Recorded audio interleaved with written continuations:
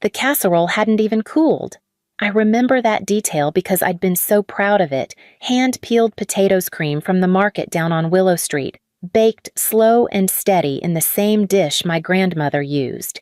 I still remember the shape of the brown edges curling at the corners just the way she liked it.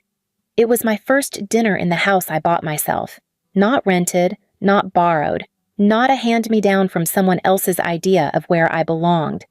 I saved for 5 years, cut every extra, packed my own lunch through 2 promotions.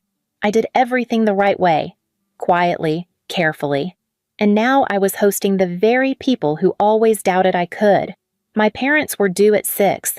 I set the table with cloth napkins and the plates I'd gotten on clearance from a little antique shop outside of Corvallis, the blue ones with tiny hand-painted birds on the rim.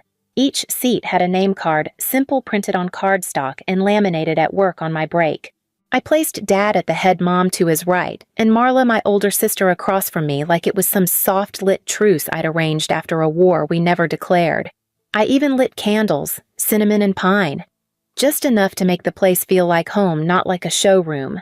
By 6:20, I had rechecked everything 3 times. The roast was resting, the salad was crisp, and my skirt, which I hardly ever wore, was freshly steamed. I remember smoothing it down more than once, the way nervous hands do when there's nothing else left to fix. At 6:32, tires crunched over gravel outside. My heart kicked a little. The first to step inside was Marla. She didn't knock, just opened the door and said, "Smells like food," without looking at me. She wore those suede boots she always bragged about, expensive, impractical. They tracked faint dust over the floors I'd mopped that morning. Dad followed. He gave a nod, not quite a greeting. His eyes didn't land on me, but rather moved across the crown, molding the ceiling corners, the family photo above the mantel, like he was inspecting a rental. "This place has good bones," he said eventually. "Feels like it should belong to everyone." I laughed, though I didn't find it funny. "It's cozy, I think." Mom entered last. She didn't speak. Her fingers grazed the picture frame on the mantel, one of us from when I was 10. Her eyes lingered on it like it was unfamiliar. We sat. The silverware clinked lightly. The salad remained untouched. Marla scrolled through her phone under the table. Dad asked how I could afford hardwood floors. He said it not like a compliment, but a suspicion. "You know he added a house this size is a lot for one person." "It's manageable," I said, and took a sip of wine I no longer wanted. No one asked about my promotion. By the time dessert came, a warm apple crumble with oat topping, I was nearly desperate for someone to say anything kind. I remember smiling too hard. I told them the crust was homemade. I said it twice. Dad didn't respond. He folded his napkin slowly, precisely like a ritual. Then he looked at me finally, and I saw something shift in his jaw. I recognized it. I'd seen it when I asked to apply for a college out of state, when I bought my first car without calling for permission. "We've discussed it," he said. "This house should come back to the family." I blinked. "I'm sorry." What Mom nodded, eyes fixed on the wall. "You've done well, Celeste, but it's too much house for someone like you. It's time to refocus." My hands trembled under the table. Marla leaned back, arms crossed. "It's not personal," she said. Then she stood, and when she came back, she was holding my suitcase. The green one I'd used when I moved to college. It was already packed. "We gathered your essentials," she added, just to make things smoother. I tried to speak. My mouth wouldn't open. My voice curled up inside my chest and refused to come out. "I'm the legal owner," I whispered finally. Dad's smile was thin. "We'll sort that." No one raised their voice. No one cried. But something far louder had already happened. I picked up my phone and keys and laid them gently on the table right next to my untouched wine glass. Then I walked out. Outside, the air was colder than it should have been for October. The suitcase thumped in the back of my trunk as I drove with no destination in mind. Each turn on the road echoed like a question I hadn't prepared to answer. I didn't know it then, but the real theft didn't happen that night. It started long before the casserole cooled. I didn't drive far. I couldn't. 10, maybe 12 miles outside of Harbor Falls, I pulled into a small gas station, the kind that still sold disposable cameras and cinnamon air fresheners hanging behind the counter. The overhead light flickered like it was tired of staying on. I parked under it, engine off, hands still locked around the steering wheel as if I needed it to anchor me to something solid. The suitcase thudded quietly with each movement, a dull reminder in the trunk. My phone buzzed in my coat pocket. I didn't recognize the number, but I answered anyway. My voice was quieter than I expected. "This is Celeste." A pause, then a voice, cheerful, too cheerful. "Hi, Ms. Whitmore, this is Chelsea from Cascade State Mortgage. I'm calling to confirm a request that came through this weekend regarding changes to your mortgage account." My stomach tightened. "What kind of changes?" "Well," she said, her tone shifting slightly. "There was a request to add 2 co-borrowers to your existing loan and to update the primary contact to someone named Marla Whitmore. The submission raised some red flags on our end, mostly because it didn't come through the secure portal and it didn't match your typical access pattern." My heart was pounding now, but my voice stayed even. "I didn't authorize any changes. I haven't shared access with anyone." Another pause. "That's what we figured," she said. "We haven't processed anything. You're still listed as the sole legal owner, no co-borrowers, no secondary contacts. But for your protection, we've temporarily locked the account and logged the attempted change." My mouth was dry. "Do you have the names they used?" "Yes, Edward and Marla Whitmore." I didn't respond right away. It wasn't shock that kept me quiet. It was the strange, steady realization that I wasn't surprised. I thanked her requested written documentation and ended the call. The car was silent again, except for the hum of the fluorescent light overhead. I stared out at the empty parking lot, my reflection faint in the windshield. They weren't reacting to anything. They had been planning this. This wasn't heat-of-the-moment family dysfunction. It was a blueprint, a long one. And I, trying to please them, trying to serve casserole and earn a smile, had walked right into it. I reached for my phone again, not to call anyone, but to scroll through old photos. Ones taken just weeks ago. Me standing on the porch with the sold sign holding keys, smiling like I believed the house was mine. It was mine. Still was. But they didn't think I'd fight for it, and they certainly didn't think I'd document everything. I didn't know it yet, but that phone call had already changed the outcome. Because now I wasn't confused. I was aware. And awareness, I would learn, is the first real weapon. It was still early the next morning when I drove back toward my house. I hadn't slept, not really. I'd dozed off in the car for maybe an hour before the cold in my spine reminded me I was no longer welcome in the place I paid for. But I needed something papers, chargers, even just a sweater. Something familiar. As I pulled onto my street, the sun was just starting to rise. The houses on my block were lit with soft porch lights, windows framed with curtains that hadn't changed overnight. But mine was different. The porch light had been swapped. The warm amber bulb I'd chosen was now a sterile white-blue glow that felt more like a dentist's office than a home. The potted rosemary I'd grown from seed was gone. In its place was a plastic fern in a chipped planter I'd never seen before. I parked across the street and sat for a moment just looking. The curtains were different. The blinds were drawn tightly like the house itself was hiding something. I walked up slowly, heart heavy but hands steady. I still had my copy of the key. I hadn't dared try it yesterday. I slipped it into the lock. It didn't turn. No resistance, no clunk. Just a quiet finality like the lock no longer recognized me. I pulled the key out and stared at it, and then the door opened. A woman I didn't know stood in the threshold barefoot wearing a hoodie 2 sizes too big. She couldn't have been more than 22. She looked me up and down with the kind of glance you use on someone who's selling magazines door to door. "Can I help you?" I swallowed. "This is my house." She raised an eyebrow. "You're Celeste." I nodded. Her face didn't change. "They told me you wouldn't be back." "Who told you Marla and Edward? Said you left voluntarily? That you were having stability issues." I felt my stomach knot, not in surprise, but in the confirmation of what I already suspected. Behind her, I caught a glimpse of the hallway. My hallway. But not mine anymore. The photo wall had changed. Gone were the framed prints of Oregon coastlines I'd taken during solo hikes. In their place were stock photos of flower fields and a canvas with a quote about family. A quote I didn't believe. "I'm going to need you to leave," the girl said. I was told not to let anyone in.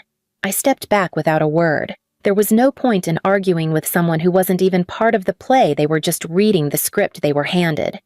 As I turned to walk away, my heels tapped softly against the concrete too loud in the early morning hush.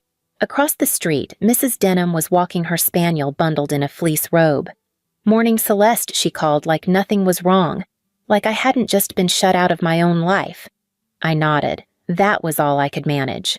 When I reached my car, I sat for a moment before pulling away. Inside, it was so quiet, it almost hurt. That stranger in the doorway wasn't the problem. She was just a symptom. The real issue was behind her behind the door that no longer opened for me. The problem was how easily they'd rewritten my place in the story, and how quietly the world was prepared to let them. I spent that night on Raina's couch. She didn't ask for details, not at first. She just made a pot of peppermint tea, the kind I used to keep in my kitchen, and left it on the side table next to a folded blanket. "I'm here when you're ready," she said simply. I wasn't ready yet, but I wasn't lost either. By midnight, the apartment had gone quiet except for the low hum of the refrigerator. I sat cross-legged under the throw blanket laptop open on my knees. I hadn't touched most of my old cloud folders in months. They were mostly filled with paperwork, scanned documents from closing day tax records, insurance confirmations. Things I filed out of obligation, not urgency. But one folder caught my eye. Interior cam backups. I had nearly forgotten it existed. The cameras were my idea back when I first moved in. Not for security exactly, but peace of mind. A couple small motion-activated lenses tucked near the front hallway and office enough to monitor for deliveries or in case someone tripped the breaker while I was away. They were synced to my cloud set to auto-upload clips when triggered. I hadn't reviewed them since early fall. But now, I clicked. The first video was time-stamped 2 days before the dinner. It opened with a quiet shot of the hallway, then movement. Marla standing in my office, casually opening drawers, not rifling, not searching, just calmly removing files, flipping through them, placing them in a box already labeled in her handwriting. Another clip, my mother Diane removing my framed degree from the wall, tucking it under her arm. She took a moment to smooth the dust from the now empty space. Then my father. Edward entered last, sat at my desk like he owned it. He leaned back in my chair, tested the tilt, then reached behind the monitor and unplugged the router. In his hand, he held a new device wrapped in masking tape. On it, in faded marker, was written Whitmore, Maine. They weren't trespassing. They were settling in, replacing the things I had chosen with the things they thought fit better. No panic, no rush. Just deliberate motion. Like the house had already been reassigned in their minds, and my presence at the dinner was merely a formality. I sat back, pulse thudding low behind my ribs. They hadn't expected me to notice. They didn't think I'd still have access. They thought I'd given up the moment I left the key on the table. And honestly, for a moment, I almost had. But not now. I started downloading clips, one by one. I renamed them by timestamp and saved them into a new folder. They took it. At the bottom of the folder, tucked beneath a string of footage files, was a voicemail. I didn't remember saving it. It was dated 9 days before the dinner. I hit play. Marla's voice came through flat and clear. "Once she's out, change the locks. Don't let her back in. Not even for the photo albums. She'll call a lawyer, sure, but it won't stick. This is a family matter. Judges don't touch it." My throat tightened. She wasn't even angry, just efficient. Like this was an event to be managed, like I was clutter to be boxed and removed. I sat with the silence after the recording ended. Let it settle. Then I copied the voicemail, attached the first 3 video files, and emailed them to myself and to a new contact folder labeled Legal. I didn't know what came next, but I knew this. I hadn't left. They had simply begun moving in before I realized I was being moved out. The next morning, I woke to Raina sitting at her tiny kitchen table, glasses perched low on her nose, flipping through a small legal pad filled with names and numbers. She looked up when I entered. "You need a lawyer. Not just for the house. This is bigger now." I nodded. I knew she was right. She made a call before breakfast. By 9, we had an appointment with Joanna Kerr, a civil litigation attorney in downtown Harbor Falls. I remembered the name from a neighbor's divorce, quiet, thorough, not the type who showed up in court with a loud tie and an ego. Joanna's office was small but neat, with a row of green folders stacked with alarming symmetry. Her handshake was dry and direct. "I specialize in property disputes," she said, sliding a notepad between us. "But more often than not, the worst ones involve people with the same last name." She let that hang for a moment before continuing. I pulled out the folder I'd started the videos, the voicemail copies of my mortgage documents and deed. She scanned them quickly, her face unreadable. "This is strong," she said. "But we'll need more." I knew what she meant, and I already knew where to look. That night, back at Raina's, I opened my email archive. Years of threads and attachments. Most forgotten until I began using the search bar like a scalpel. Subject line: "Can you send over your W-2 real quick?" from Edward Whitmore. Date: February 2 years ago. I remembered it. I was filing taxes late and had asked my dad if his accountant still did individual returns. He said yes, just send the documents. Another from Marla: "Need your SSN for the insurance beneficiary forms just to speed things up." At the time, it hadn't seemed strange. They were family. I'd trusted the hands reaching out to help me steady my life. Now I saw it differently. They weren't just trying to take my house. They were slowly assembling a version of me they could control on paper. "Raina," I called from across the living room. "Can you check something for me?" She joined me on the couch, laptop balanced on her knees. "Check your credit report," she said, without needing to ask why. It took me 2 tries to remember my password. When the report loaded, I felt my throat go dry. 2 new inquiries. One from a major department store I hadn't shopped at in over a decade. Another from a credit card company I'd never applied to. Both submitted within the past week. Both linked to an IP address from my parents' house. I turned to Raina. She was already frowning. "This is financial fraud," she said. "This isn't emotional anymore. It's criminal." I sat very still, as if even breathing too loudly might make it worse. Joanna called that evening. I forwarded everything: the emails, the report, the application attempts. "We're filing," she said. "Emergency petition, restraining order. Lock your credit. From this point forward, don't speak with them directly. Every word goes through me." I closed my laptop and leaned back. This wasn't about guilt anymore. It was about proof. They'd counted on me staying quiet, staying small, but they forgot I kept receipts. The courthouse in Harbor Falls was built in 1911, brick, limestone, and symmetry. I'd passed it dozens of times and never thought I'd walk in through the front doors as anything other than a taxpayer. But on Thursday morning, I stepped through security with Joanna on my left and Raina trailing quietly behind. I carried nothing but a manila folder and my name. We waited outside the courtroom while the previous case was called. Divorce. Something about vehicles and visitation. Voices behind the double doors rose, then fell again. I pressed my palms together on my lap, not to pray, just to stop them from shaking. "This isn't about drama," Joanna said under her breath. "We're here for truth. Let them perform. We'll present." When our case was called, we entered quietly. The courtroom was cold in a way that didn't come from the air, more like a stillness that demanded you choose your words carefully or not at all. My parents sat at the defendant table. My father, Edward, wore a suit that didn't fit quite the way it used to. My mother, Diane, was rigid beside him. Marla was seated apart, arms crossed, jaw-locked hair pulled into a bun that said control more than style. They didn't look at me.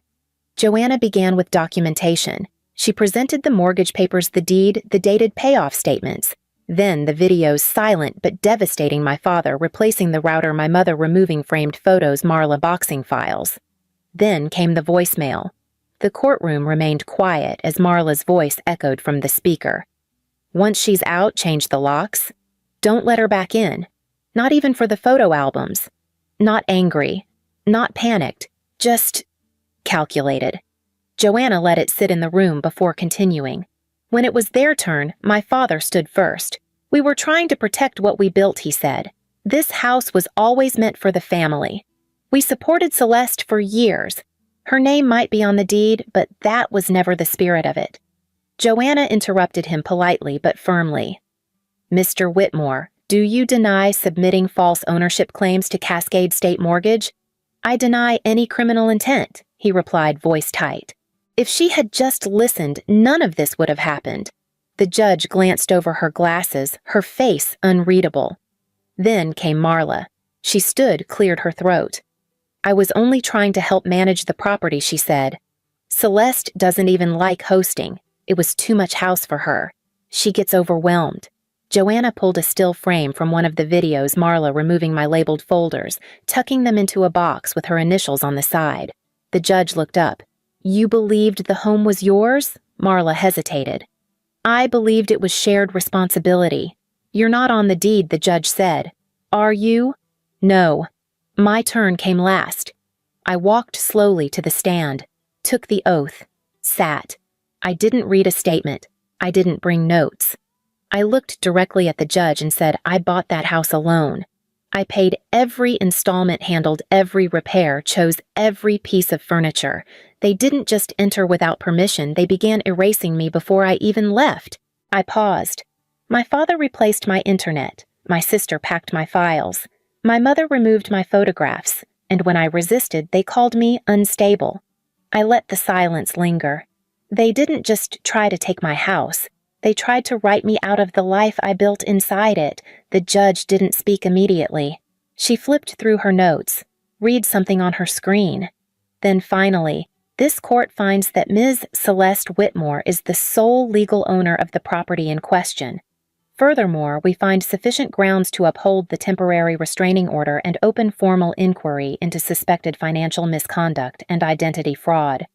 Edward inhaled sharply. Marla looked at the floor. My mother didn't move at all. I didn't react. Not in that room.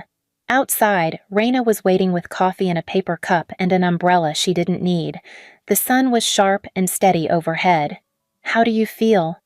She asked. I looked down at the courthouse steps. My shoes were planted.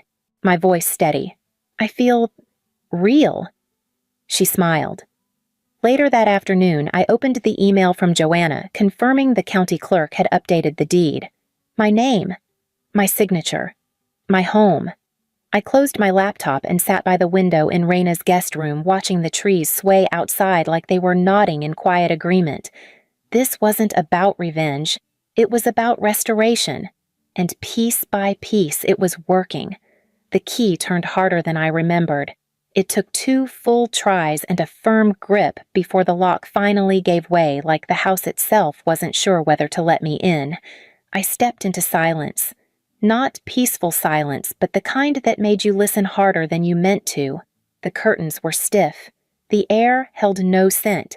The soft eucalyptus I used to keep near the entryway had been replaced with something sharper lavender plugins, the kind Marla liked. Artificial. Unwelcome. I didn't walk room to room, not yet. I stood in the foyer for several long minutes, letting my eyes adjust to the changes. My grandmother's ceramic vase was gone from the console table. In its place, a cold silver bowl filled with glass pebbles. The kind you buy in bulk, the kind that have no memory. The first thing I did was open the windows. The second was to find every artificial scent, every plastic arrangement, every staged object, and place it in a box. I labeled it, not mine. Then I moved to the mantel. The frames were all new. Photos I'd never seen. One of my parents on their wedding day. One of Marla with her dog. None of me. Not one. It was strange to realize how thorough they'd been. They hadn't just claimed space, they'd curated a version of life that didn't include me at all. I pulled every frame down gently. I didn't shatter anything. This wasn't anger. It was correction. In the kitchen, tucked behind the silverware tray, I found something unexpected, a cream-colored envelope. My name, written in my mother's cursive. Inside was a single page. You'll understand someday. Family decisions are complicated. You were always so headstrong, Celeste. This was about preserving what matters. One day you'll see it was necessary. No apology, no ownership, just a tidy set of excuses disguised as legacy. I took it out back, lit a match, and held the paper over the fire pit. The flame curled through each line without hesitation. When it was gone, I didn't feel triumphant. I felt clean. That night, I started rearranging the living room, not because it was messy, but because it didn't reflect me anymore. I unpacked my own photos. I found the seascape painting from my first trip to Cannon Beach and hung it back over the fireplace. I replaced the bowl of pebbles with the ceramic dish I'd made in a weekend pottery class, the one with the wobbly edge I used to be embarrassed by. I left it as is, imperfect, but mine. By midnight, I had reclaimed enough corners of the house that it no longer whispered their names, and as I climbed into my own bed, the sheets wrinkled the pillows familiar, I exhaled for the first time in weeks. They had rewritten the house, but I remembered the original draft, and now I was writing it back. 3 days after I moved back in, I got a text from Raina.